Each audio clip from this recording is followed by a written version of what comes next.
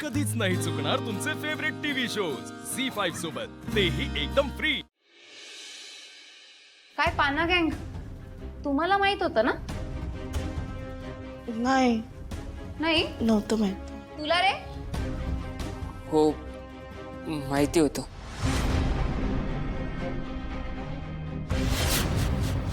घ्या, म्हणजे हिच्या गँगला सगळं माहित होतं आणि हिला माहित नाही, असं कसं शक्य आहे? शिवा, जर तुला हे सगळं माहित होतं तर तू आधी सांगितलं का नाहीस? मला खरंच माहित नव्हतं. मला हे आत्ता कळलंय. मला माहित असतं तर लक्ष्मण काका मी तुमच्याकडे आले असते बोलायला आणि रॉकीला मारलं असतं मीच. हा, म्हणजे तू ह्यांना मारायचं नाटक करायचं आणि ह्यांनी रडायचं नाटक करायचं. यात नुकसान कोणाचं आहे? देसाईंचं ना? ताई, तिला माहिती असतं तिने मला सांगितलं असतं आधी. मला नाही वाटत शिवा खोटं बोलतेय. आणि काका, तुम्हाला जर कळलं होतं तर तुम्ही मला विचारायचं ना की हे काय झालं, काय चाललंय.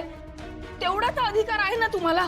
मग तुम्ही का नाही सांगितलं मला? कारण मला गरज नाही वाटली. आणि असंही आता रॉकीचा आणि संपदाचा काहीही संबंध नाही राहणार आहे. म्हणून काय मारणार त्याला? मी पुन्हा पुन्हा सांगतोय, मी फक्त त्याला धमकी द्यायला सांगितली होती.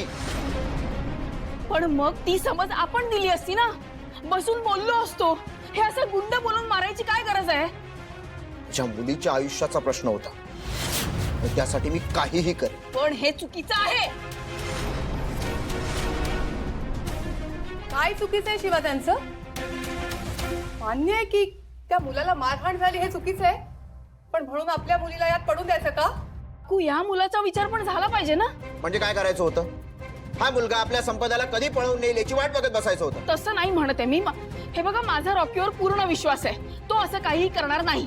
पण तुला न सांगता त्याने हे पराक्रम केलेस ना? हे बघा, झाली चूक त्याच्याकडनं, मी मान्य करते. पण त्या चुकीची एवढी मोठी शिक्षा, त्याचं अख्खं वर्ष वाया घालवलं. मला त्याचं माहित नाही. माझ्या मुलीसाठी जे करायचंय ना ते मी केलं. आणि शिवा, तू आम्हाला जाब विचारण्यापेक्षा ह्या मुलाला समजव. काकू, ऐक ऐक ऐक, प्लीज तिच्यावर विश्वास ठेव. हे बघ, तिला माहिती असतं तर मलाही कळलं असतं. तिने मला डेफिनेटली सांगितलं असतं. आणि तुम्हाला माहिती होतं तर मला सांगायचं ना. मी काहीतरी मदत केली असती, आपण मार्ग काढला असता शांततेत. नाही नाही, मला असं वाटतंय हिनेच हे सगळं मुद्दाम घडवून आणलंय. ताई प्लीज तू शांत बस. शिवा आधी आपल्या घरचा विचार करते, कळलं? यात तिची काही चूक नाही. नसेल ना तिची चूक, पण संपदासाठी जे जे करावं लागेल ना ते सगळं मी करेन. तिची हिंमतच कशी झाली? मग समोर उभं राहून विचारायचं ना, त्याला मारायची काय गरज आहे? तूही तेच करतेस ना. तू जातेस का कोणाला समजवायला? नाहीये ना उत्तर. मग आता माझं ऐक. या सगळ्यात मी माझ्या मुलीची फरफट होऊ देणार नाही. मला हा विषय संपवायचा होता, मी संपवला.